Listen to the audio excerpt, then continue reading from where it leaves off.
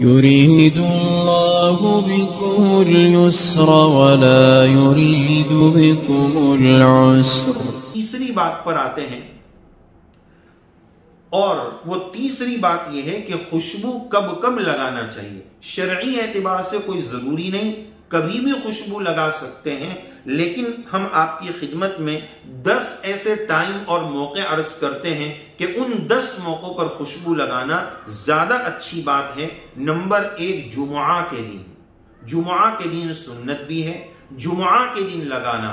Number 2 عیدین، عید الفطر اور عید الاضحیٰ کے موقع پر عطر و خوشبو لگانا. نمبر 3 اللہ تعالی ہمیں تہجد کا اہتمام نصیب فرمائے. جب تہجد کی نماز کے لیے اٹھے صبح صبح تو اس وقت جو ہے عطر لگانا تاکہ صبح فریش ہو جائے، طبیعت معطر ہو جائے. یہ تیسرا ہے. نمبر 4 وضو کے بعد نماز سے پہلے اہتمام صلاۃ کے لیے، نماز کے اہتمام کے طور پر خوشبو لگانا تاکہ مسجد میں اپنی ذات اور دوسروں کو فائدہ ہو. تو اہتمام صلاۃ کے لیے وضو کے بعد نماز سے پہلے عطر لگانا. نمبر 5 احرام کے وقت، لیکن مسئلے کی وضاحت ضروری ہے.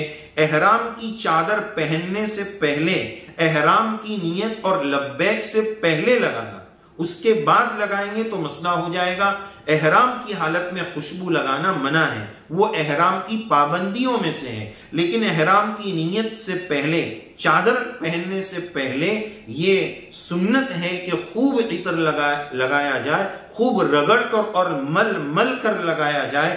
باڈی پر لگائیں، احرام پر لگائیں، خوب عطر لگائیں، پوری شیشی جو ہے وہ خالی کر دیں، کوئی حرج کی بات نہیں ہے. اللہ تعالیٰ نے اتنی بڑی سعادت کے لیے قبول فرمایا ہے، اپنے گھر کی حاضری نصیب فرمائی ہے، تو یہ ایک عطر کی شیشی کیا حیثیت رکھتی ہے. لہذا اس کو لگائیں، زیادہ ماترا میں اور مقدار میں لگائیں، خوب رگڑ کر لگائیں، اس اہتمام کے ساتھ لگائیں کہ اس کا داغ اور دھبا اور کلر احرام کی چادر پر نہ لگ جائے، اس کا لحاظ کرتے ہوئے زیادہ مقدار میں لگائیں. تو بہرحال احرام کی نیت سے پہلے لگانا یہ بھی سنت سے ثابت ہے.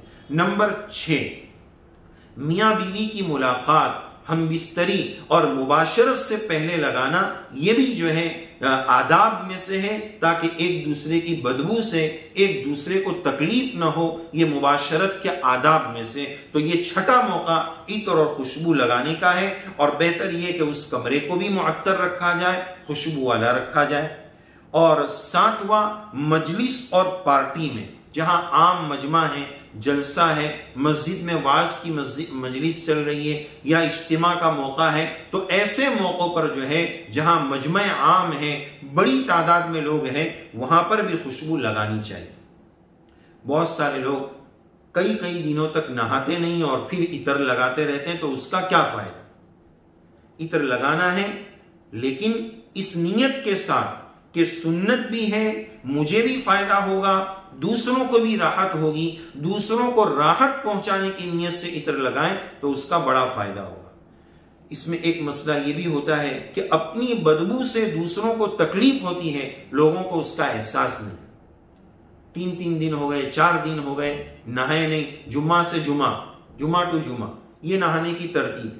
اب آب حیات کی بدبو آ رہی ہے، پسینے کی بدبو آ رہی ہے، دوسروں کو تکلیف ہو رہی. اچھا، ایک المیہ یہ ہے کہ انسان کو اپنی بدبو جو ہے وہ فیل نہیں ہوتی، اپنی بدبو لگتی نہیں، کہاں آ رہی، آئی نہیں رہی، وہ اپنی بدبو کا احساس ہی نہیں کر پاتا.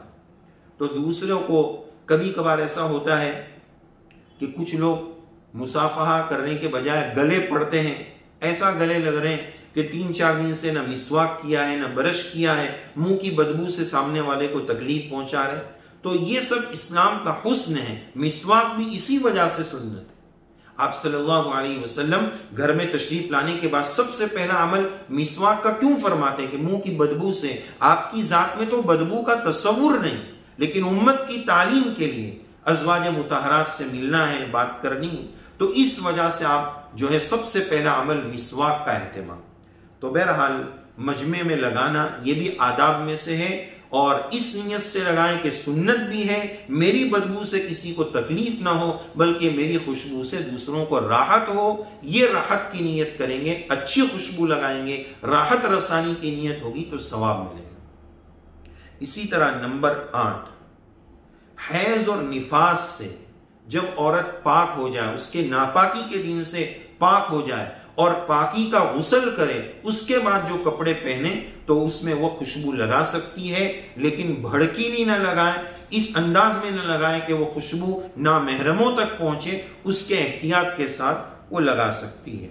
نمبر 9، جو پڑھانے والے حضرات ہیں، تدریس، جن کا مشغلہ اہم ترین مشغلہ قرآن و سنت پڑھانا، وہ قرآن مجید پڑھاتے ہیں، حفظ ناظرہ پڑھاتے ہیں، یا تفسیر پڑھاتے ہیں، یا درس حدیث دیتے ہیں، قرآن و سنت کا درس دیتے ہیں، اس موقع پر بھی آداب میں سے یہ کہ معطر ہو کر لگائیں تاکہ قرآن و سنت کی مجلس معطر رہے، خوشبودار رہے، فائدہ اٹھانا، علم لینا آسان ہو جائے۔ تو یہ 9 ہو گیا۔